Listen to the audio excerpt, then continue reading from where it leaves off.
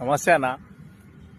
మేమేదో గోడలు దునికి చదువు రాకనో ఈ డ్రైవర్లం కాలే, చదువు అబ్బకనో కాలే. సో మా సిచ్యువేషన్లో మేమున్న పరిస్థితి, మా కుటుంబ పరిస్థితుల వల్ల తప్పక ఈ డ్రైవింగ్ ఫీల్డ్కి రావాల్సింది వచ్చింది.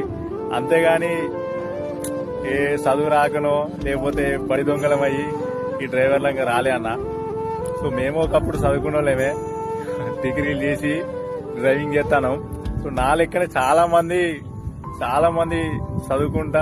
చదువుకొని డ్రైవింగ్ చేసుకుంటూ కూలి పని చేసుకుంటూ ఏదో పని చేసుకుంటూ బతుకుతారు, చదువుకు తగ్గ ఉద్యోగం లేక. సో తప్పని పరిస్థితిగా కుటుంబం కోసం చేయాల్సింది వస్తుందన్నమాట. సో మమ్మల్ని మాత్రం చీప్ గా చూడకుర్రి, తప్పుగా మాట్లాడుంటే సారీ ఫ్రెండ్స్. నమస్తే అన్న.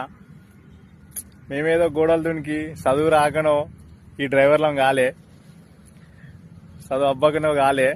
సో మా సిచ్యువేషన్